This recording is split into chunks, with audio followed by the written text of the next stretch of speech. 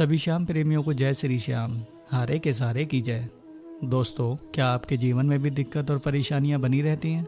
जैसे किसी का कोई काम नहीं बनता, किसी को नौकरी नहीं मिल रही, किसी के परिवार में दिक्कतें रहती हैं, पैसा आता तो है पर रुकता नहीं है, किसी काम में सफल नहीं हो पा रहे हो, घर में लड़ाई और कलेश का हमेशा माहौल बना रहता है, किसी का कारोबार सही से नहीं चल रहा, जो भी लगाते हैं उसमें घाटा ही पाते हैं और इन्हीं सब दिक्कतों से मानसिक परेशानियों में जीवन ऐसे ही गुजर रहा है। तो अगर आप चाहें तो इन सब परेशानियों को श्याम बाबा के आगे कैसे रखें, या फिर सरल शब्दों में कहें तो बाबा को अरदास कैसे लगाएं जिससे इन सभी कष्टों से पीछा छूट सके, आज यही सब हम आपको इस वीडियो में बताने वाले हैं। तो चलिए श्री श्याम प्रभु का नाम लेकर शुरू करते हैं। तो बाबा को अरदास लगाने के लिए सबसे पहले तो आपको अपने घर के पास मार्केट से कुछ सामान लाना होगा। अब कई लोग ये सोचेंगे कि पता नहीं कितना महंगा सामान आएगा, क्या सामान आएगा, तो आप लोगों की तसल्ली के लिए बता देता हूँ कि मात्र 50 से 60 रुपए में सारा सामान आ जाएगा और ये सब सामान आपको पूजा का सामान बेचने वाली दुकान पर आसानी से मिल जाएगा। अब आप चाहें तो इसको नोट भी कर सकते हैं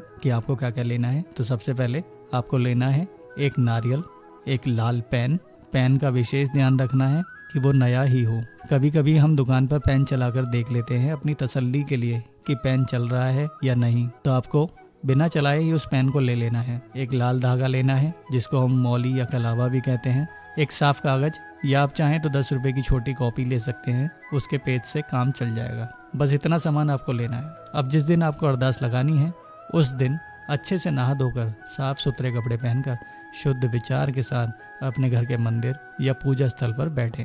फिर आराम से बैठकर सोचें कि आपके साथ क्या क्या दिक्कतें और परेशानियां हैं जो आप बाबा को बताना चाहते हैं, और मन ही मन बाबा का स्मरण करके बाबा को बताएं कि बाबा मुझको ये परेशानियां हैं और अब आप ही इन संकटों को दूर करो। अब जो सामान आप मार्केट से लाए थे उसमें से कागज को ले लें और उसमें लाल पेन से सबसे ऊपर जय श्री श्याम और जय श्री हनुमान जी महाराज लिख लें। उसके बाद नीचे आपकी जो भी परेशानी और संकट हैं वे सब लिख लीजिए, जो भी आप श्याम बाबा को बताना चाहते हैं।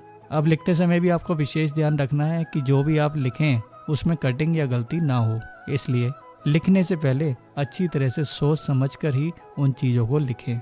अब जब आप सब बात लिख लोगे तो उसके बाद वो सब पढ़कर श्री श्याम बाबा को सुनाना है। जैसे हम अपनी बात किसी को बताते हैं ठीक उसी तरह। और बाबा से विनती करनी है कि बाबा जल्दी से हमारे संकटों को दूर करो। इसके बाद अब उस पेज को फोल्ड करके उसमें अपनी श्रद्धा के अनुसार 11, 21 या जो भी आपसे बनता हो वह भेंट स्वरूप रख दें और नारियल के साथ लाल धागे से बांध लें।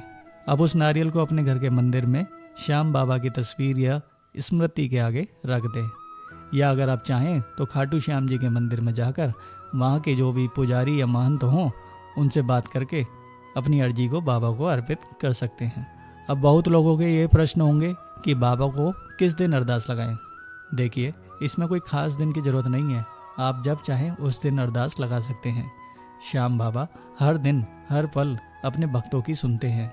यदि अरदास लगाने के दिन एकादशी, द्वादशी या पूर्णिमा हो तो अति उत्तम है, अन्यथा हर दिन बाबा के लिए एक समान है।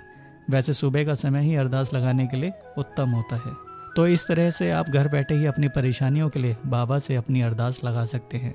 आशा करते हैं ये जानकारी आपके लिए उपयोगी होगी। ऐसे ही और जानकारी के लिए आप हमारे चैनल को सब्सक्राइब कर सकते हैं। धन्यवाद। जय श्री श्याम।